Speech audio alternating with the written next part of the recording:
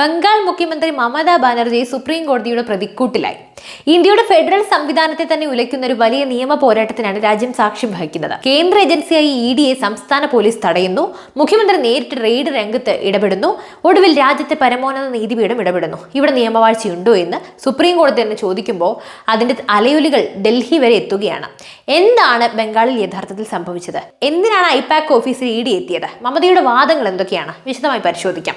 ഐപാക്കിന്റെ ഓഫീസിൽ ഇഡി റെയ്ഡാണ് മമതാ ബാനർജിയും അവരുടെ തൃണമൂൽ കോൺഗ്രസിലെ മുതിർന്ന നേതാക്കളും ചേർന്ന് തടയാൻ ശ്രമിച്ചെന്ന് മാത്രമല്ല, ഇഡി സുപ്രീം കോടതി അറിയിച്ചത് പ്രകാരം അവരുടെ സുപ്രധാനമായ രേഖകൾ, രാഷ്ട്രീയ രേഖകൾ വരെ അവിടെ നിന്നും മമതാ ബാനർജി ബലം പ്രയോഗിച്ച് കടത്തിക്കൊണ്ടുപോയി എന്നാണ് പറഞ്ഞത്.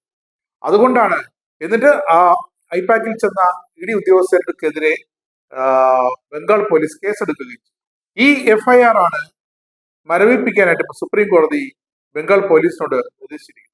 സംഭവം തുടങ്ങുന്നത് കൊൽക്കത്തയിലെ ഐപാക് ഓഫീസിൽ നിന്നാണ്.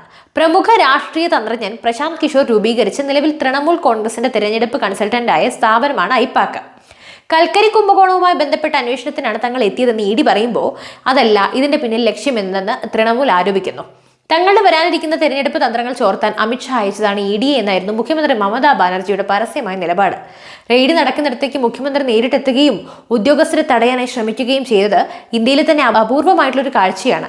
ഈ വിഷയമാണ് ഇപ്പോൾ സുപ്രീം കോടതിയുടെ ഡിവിഷൻ ബെഞ്ചിന് മുന്നിൽ എത്തിയത്. താൽക്കാലികമായി ആ നടപടി നിർത്തിവെക്കണം.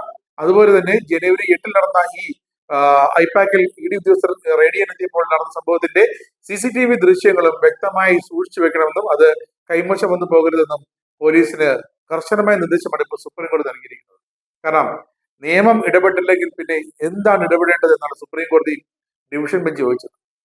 നിയമവാഴ്ച അല്ലെങ്കിൽ ഉണ്ടാകില്ല എന്ന് ഡിവിഷൻ ബെഞ്ച് പറഞ്ഞു. ജസ്റ്റിസുമാരായ പ്രശാന്ത് കുമാർ മിശ്ര, വിപുൽ പഞ്ചോലി എന്നിവരുടെ ബെഞ്ച് വളരെ ഗൗരവകരമായ നിരീക്ഷണങ്ങളാണ് നടത്തിയത്. കോടതി പറഞ്ഞ പ്രധാന കാര്യങ്ങൾ ഇവയാണ്. കേന്ദ്ര ഏജൻസികളുടെ അന്വേഷണത്തിൽ സംസ്ഥാന പോലീസും സർക്കാരും ഇടപെടുന്നത് അംഗീകരിക്കാനാകില്ല. ഓരോ ഏജൻസിക്കും സ്വതന്ത്രമായി പ്രവർത്തിക്കാൻ അനുവാദം ഉണ്ടാകണം. എങ്കിൽ മാത്രമേ രാജ്യത്ത് നിയമവാഴ്ച നടപ്പിലാകൂ. ഇക്കാര്യത്തിൽ കോടതി ഇപ്പോൾ ഇടപെട്ടിട്ടില്ലെങ്കിൽ ഇത് മറ്റ് സംസ്ഥാനങ്ങളും ആവർത്തിക്കും. ഇഡിയാണ് ഹർജി കൊടുത്തത്. മമതാ ബാനർജിക്കെതിരെ ബംഗാൾ പോലീസ് ഉദ്യോഗസ്ഥർക്കെതിരെ CBI അന്വേഷണം ആവശ്യപ്പെട്ടാണ് ഇഡി നൽകിയത്. സുപ്രീം കോടതിയെയാണ് ഇഡി സമീപിച്ചത്. അതുകൊണ്ട് തന്നെ CBIയുടെ അന്വേഷണം വരുമ്പോൾ യാതൊരു സംശയവും വേണ്ട. കാരണം ഐപാക്കിന്റെ ഓഫീസിൽ ഇഡി ഉദ്യോഗസ്ഥർ തെരച്ചിൽ നടത്തുന്നതിനിടെയാണ് അവിടെ മമതാ ബാനർജി സംഘവും എത്തുന്നത്. ബലം പ്രയോഗിച്ച് മുതിർന്ന തൃണമൂൽ കോൺഗ്രസ് നേതാക്കൾക്കൊപ്പം മമത അവിടെ എത്തി ഇഡി ഉദ്യോഗസ്ഥരെ നേരിട്ടു, കൈയേറ്റം ചെയ്തു. ചില രേഖകൾ മുഖ്യമന്ത്രി എന്ന അധികാരം ഉപയോഗിച്ച് മമത അവിടെ നിന്നും തന്റെ ഔദ്യോഗിക വാഹനത്തിലേക്ക് കയറ്റി കൊണ്ടുപോയി എന്നാണ് ഇഡി സുപ്രീം കോടതി നൽകിയിരിക്കുന്ന മൊഴി. എന്താണ് മമത പറയുന്നത്? തൃണമൂൽ കോൺഗ്രസിന്റെ ചില രഹസ്യ രാഷ്ട്രീയ വിവരങ്ങൾ ചോർത്താൻ വേണ്ടി BJP സർക്കാർ അയച്ചത് ഇഡി എന്നാണ്. തൃണമൂൽ കോൺഗ്രസിന്റെ രഹസ്യ രാഷ്ട്രീയ വിവരങ്ങൾ സൂക്ഷിക്കുന്നത് ഐപാക്കിലാണ്. ഐപാക് എന്നതൊരു സ്വകാര്യ തെരഞ്ഞെടുപ്പ് നിയന്ത്രിക്കുന്ന ഒരു സമിതിയല്ലേ, ഒരു സ്ഥാപനമാണ്, സ്വകാര്യ സ്ഥാപനമാണ്. ഒരു സ്വകാര്യ സ്ഥാപനത്തിലാണ് ബംഗാൾ ഭരിക്കുന്ന ഒരു സർക്കാരിന്റെ, തൃണമൂൽ കോൺഗ്രസ് സർക്കാരിന്റെയും ബംഗാൾ സർക്കാരിന്റെയും ഒക്കെ രാഷ്ട്രീയ രഹസ്യങ്ങൾ സൂക്ഷിക്കുന്നത്. മമത എന്ത് മണ്ടത്തരമാണ് പറയുന്നത്? അത് രാജ്യത്തിന്റെ വ്യവസ്ഥിതിയെ തന്നെ തകർക്കുന്നതാണ്. മമതാ ബാനർജിക്ക് പുറമെ ബംഗാൾ പോലീസ് മേധാവി രാജീവ് കുമാർ, കൊൽക്കത്ത പോലീസ് കമ്മീഷണർ എന്നിവർക്കും കോടതി നോട്ടീസ് അയച്ചു കഴിഞ്ഞു. ഫെബ്രുവരി 3-നകം ഇവർ മറുപടി നൽകണം. കോടതിയിൽ നടന്നത് ശക്തമായ വാദപ്രതിവാദങ്ങളാണ്. ഇഡിക്ക് വേണ്ടി ഹാജരായ സോളിസിറ്റർ ജനറൽ തുഷാർ മേത്ത ആരോപിച്ചത് മമതാ ബാനർജി തുടർച്ചയായി കേന്ദ്ര ഏജൻസികളെ ജോലി തടസ്സപ്പെടുത്തുന്നു എന്നാണ്. റെയ്ഡിനെത്തിയ ഉദ്യോഗസ്ഥരെ മമതയ്ക്കൊപ്പം വന്ന പോലീസുകാർ ഭീഷണിപ്പെടുത്തിയെന്നും അവരെ സസ്പെൻഡ് ചെയ്യണമെന്നും ഇഡി ആവശ്യപ്പെട്ടു. എന്നാൽ മമതയ്ക്ക് വേണ്ടി ഹാജരായ പ്രമുഖ അഭിഭാഷകൻ കപിൽ സിബൽ ഇതിനെ രാഷ്ട്രീയ വേട്ടയാടൽ എന്നാണ് വിശേഷിപ്പിച്ചത്. 2024 ഫെബ്രുവരിയിൽ മൊഴിയെടുത്ത കേസിൽ 2 വർഷം കഴിഞ്ഞ് തിരഞ്ഞെടുപ്പ് അടുക്കുമ്പോൾ എന്തിനാണ് ഈ ഐപാക് ഓഫീസിൽ പരിശോധന നടത്തുന്നത് എന്ന് അദ്ദേഹം ചോദിച്ചു. പാർട്ടിയുടെ അതിരഹസ്യമായ ഡാറ്റകൾ കൈക്കലാക്കാനാണ് ഇഡി ശ്രമിക്കുന്നത് എന്നതായിരുന്നു സിബലിന്റെ പ്രധാന വാദം. മമതാ ബാനർജിക്ക് വ്യക്തമായി അറിയാം പിടിവീഴുമെന്ന്. കാരണം ഇത്തവണ ബംഗാളിൽ BJP പിടിമുറുക്കിക്കൊണ്ടിരിക്കുകയാണ്. പശ്ചിമ ബംഗാൾ പിടിച്ചെടുക്കാനുള്ള നരേന്ദ്രമോദിയുടെയും അമിത്ഷായുടെയും മിഷൻ ബംഗാൾ പദ്ധതിയാണ് ഇപ്പോൾ BJP സർക്കാർ അവിടെ നടപ്പാക്കിക്കൊണ്ടിരിക്കുന്നത്. പക്ഷെ അത് ഇഡി വിട്ടല്ല. അത് കേരളത്തിലെ പിണറായി സർക്കാർ പറയുന്നത് പോലെ കേന്ദ്ര സർക്കാർ ഇഡി ഉപയോഗിച്ച് ഞങ്ങൾ ഉപദ്രവിക്കുന്നു, കോൺഗ്രസുകാർ പറയുന്നത് പോലെ ഇഡി ഉപയോഗിച്ച് രാഹുൽ ഗാന്ധിയും സോണിയാഗാന്ധിയെയും ഭയപ്പെടുത്തുന്നു, ഭീഷണിപ്പെടുത്തുന്നു എന്നൊക്കെ. പക്ഷേ ഐപാക്കിന്റെ ഓഫീസിൽ വ്യക്തമായ ചില അതായത് തൃണമൂൽ കോൺഗ്രസിന്റെ ഇലക്ഷൻ നിയന്ത്രിക്കുന്ന ടീമാണ് ഐപാക്. തൃണമൂൽ കോൺഗ്രസിന്റെ ഓരോ ദിവസവും തൃണമൂൽ കോൺഗ്രസിന്റെ മമതാ ബാനർജിയും TMCയുടെ മന്ത്രിമാരും രാഷ്ട്രീയ നേതാക്കളും എന്തൊക്കെ ചെയ്യണം, ജനങ്ങളുടെ മുന്നിൽ എന്തൊക്കെ കളവ് പറയണം, ജനങ്ങളെ എങ്ങനെ കബളിപ്പിക്കണം, എങ്ങനെ വോട്ട് നേടാം, എങ്ങനെ ഖജനാവിലെ പണം തൂർത്തടിച്ചു കളയാം എന്നൊക്കെ സർക്കാർ ചെലവിൽ പഠിച്ചുകൊണ്ടിരിക്കുന്ന മമതാ ബാനർജിയെ നിയന്ത്രിച്ചുകൊണ്ടിരിക്കുന്ന ഒരു നിഗൂഢ മാഫിയ സംഘമാണ് ഐപാക്. ഐപാക്കിന്റെ സാമ്പത്തിക ഇടപാടുകളെ സംബന്ധിച്ച് ED ഉദ്യോഗസ്ഥർക്ക് വ്യക്തമായ തെളിവുകൾ ലഭിച്ചിരുന്നു. അതിന്റെ അടിസ്ഥാനത്തിലാണ് ED ഉദ്യോഗസ്ഥർ അവിടെ ചെന്നത്. ജനുവരി 8-ന് അതിന്റെ അടിസ്ഥാനത്തിലാണ് അവർ അവിടെ റെയ്ഡ് ചെയ്തത്.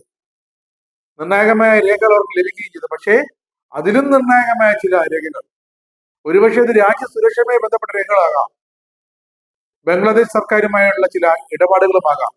അതൊക്കെ EDക്ക് സംശയമുണ്ട്. അങ്ങനെ ചില സൂചനകളും ചില തെളിവുകളും ഒക്കെ EDക്ക് ലഭിച്ചിരുന്നു. ബംഗാളിലേക്ക് മനുഷ്യക്കടത്ത്, അതിന് ബംഗ്ലാദേശ് സർക്കാർ കാട്ടുന്ന അധികൃത ഇടപെടലുകൾ, ബംഗാൾ സർക്കാരും ബംഗ്ലാദേശിലെ ഇപ്പോഴത്തെ സർക്കാരും ഷെയ്ഖ് ഹസീനയുമായി മമതാ ബാനർജി കടുത്ത പോരിലായിരുന്നെന്ന് കേന്ദ്രത്തിന് അറിയാം, ഏവർക്കും അറിയാം. ഇപ്പോഴത്തെ യൂനിറ്റ് സർക്കാരുമായി മമത വളരെ രമ്യതയാണ്. അതുകൊണ്ട് തന്നെ മമതാ ബാനർജി വളരെ വ്യക്തമായി മുമ്പൊരിക്കൽ ഷെയ്ഖ് ഹസീന ബംഗ്ലാദേശിന്റെ പ്രധാനമന്ത്രി ആയിരുന്നപ്പോൾ ഷെയ്ഖ് ഹസീന ഇന്ത്യയിൽ വന്നിട്ട് മമതാ ബാനർജി പോയി കാണാൻ തയ്യാറായില്ല. ഒരു ചർച്ചയ്ക്ക് പ്രധാനമന്ത്രി നരേന്ദ്രമോദി മമതയും ക്ഷണിച്ചെങ്കിലും മമത ഷെയ്ഖ് ഹസീനയോടുള്ള എതിർപ്പ് പരിഗണിച്ചത് മമത ചെന്നില്ല. അപ്പോൾ അതൊക്കെയാണ് അവിടുത്തെ ചരിത്രം. അപ്പോൾ മമതാ ബാനർജി ഇന്ത്യ വിരുദ്ധയാണ്. അതാണ് കേന്ദ്ര സർക്കാരിന് അറിയേണ്ടത്, കേന്ദ്ര ആഭ്യന്തര മന്ത്രാലയത്തിന് അറിയേണ്ടത്. പക്ഷെ അതിനല്ല ED വന്നു. കേന്ദ്ര ആഭ്യന്തര മന്ത്രാലയം പറഞ്ഞിട്ടല്ല ED വന്നു. അവർ വന്നത് ഐപാക് എന്ന ആ സ്വകാര്യ സ്ഥാപനവും തൃണമൂൽ കോൺഗ്രസ് തമ്മിലുള്ള രഹസ്യ ഹവാല ഇടപാടുകൾ, കൽക്കരി കള്ളക്കടത്തുമായി ബന്ധപ്പെട്ട്, കൽക്കരി കള്ളപ്പടത്ത് കുംഭകോണം കോഴക്കേസുമായി ബന്ധപ്പെട്ട ചില രേഖകൾ, ആ രേഖകളിൽ സുപ്രധാനമായ തെളിവുകൾ EDക്ക് ലഭിച്ചു. കൽക്കരി കള്ളക്കടത്തുമായി ബന്ധപ്പെട്ട കോഴക്കേസിൽ സുപ്രധാനമായ തെളിവുകൾ ലഭിച്ചെന്നാണ് ED യോട്. അപ്പോൾ മമതാ ബാനർജിയുടെ മൂടുപടം അഴിയാൻ പോവുകയാണ്. CBI അന്വേഷണം വരുമ്പോൾ യാതൊരു സംശയമില്ല. കാരണം സുപ്രീം കോടതി ഡിവിഷൻ ബെഞ്ച് വളരെ ശക്തമായി പറഞ്ഞിരിക്കുന്നു, ED ഉദ്യോഗസ്ഥർക്കെതിരെ എടുത്ത ആ FIR ബംഗാൾ പോലീസ് തൽക്കാലം മരവിപ്പിച്ചു വെക്കണം, CCTV ദൃശ്യങ്ങൾ സൂക്ഷിച്ചു വെക്കണം, കോടതിക്ക് അത് കാണേണ്ടതുണ്ട്. അതുപോലെ തന്നെ വ്യക്തമായി പറഞ്ഞിരിക്കുന്നു, മമതാ ബാനർജിയുടെ ഈ നിയമവാഴ്ചക്കെതിരായ നടപടികൾ അത് ഒരിക്കലും കൈയും കെട്ടി കോടതിക്ക് നോക്കി നിൽക്കാനാകില്ല. പറഞ്ഞത് ബംഗാൾ ഹൈക്കോടതി ഒന്നുമല്ല, സുപ്രീം കോടതിയാണ്. അതുകൊണ്ട് തന്നെ ഇക്കാര്യത്തിൽ CBI അന്വേഷണമാണ് ED ആവശ്യപ്പെട്ടിരിക്കുന്നത്. മിക്കവാറും CBI അന്വേഷണം തന്നെ വരാൻ സാധ്യത. ഈ കേസ് വെറും ഒരു റെയ്ഡിൽ ഒതുങ്ങുന്നില്ല. ഇത് ഇന്ത്യയുടെ ഫെഡറൽ സംവിധാനത്തെ സംബന്ധിച്ച വലിയൊരു ചോദ്യമാണ്. കേന്ദ്ര ഏജൻസികൾക്ക് സംസ്ഥാനങ്ങളുടെ അനുമതിയില്ലാതെ അന്വേഷണം നടത്താമോ? ഒരു സംസ്ഥാന സർക്കാരിന് കേന്ദ്ര ഏജൻസിയെ തടയാൻ അവകാശമുണ്ടോ? രാഷ്ട്രീയ പ്രതികാരത്തിന് ഏജൻസികളെ ഉപയോഗിക്കുന്നുണ്ടോ? ഈ ചോദ്യങ്ങൾക്കെല്ലാം സുപ്രീം കോടതി നൽകുന്ന ഉത്തരം വരുംകാല ഇന്ത്യൻ രാഷ്ട്രീയത്തിൽ നിർണായകമാണ്. എന്തായാലും സുപ്രീം കോടതി ചോദിച്ചൊരു ചോദ്യമുണ്ട്. ബംഗാളിൽ എന്തെങ്കിലും നിയമപരമായി നടക്കുന്നുണ്ടോ? ബംഗാൾ ഒരു ഏകാധിപത്യ സംസ്ഥാനമല്ലേ? ഇതാണ് കോടതി മാത്രമല്ല നമ്മുടെ ഇന്ത്യ ഒട്ടുക്കെ ചോദിക്കുന്ന ഒരു ചോദ്യമാണ്. എന്തായാലും മമതാ ബാനർജിയുടെ അഹങ്കാരം വേരോടെ പിഴുതെറിഞ്ഞിട്ടില്ലെങ്കിൽ ബംഗാൾ ഇനിയും ഒരുപാട് വെള്ളം കുടിക്കും. ബംഗാളിലെ ജനത അവരാണ് ഇതിനെല്ലാം അനുഭവിക്കേണ്ടി വരുന്നത്.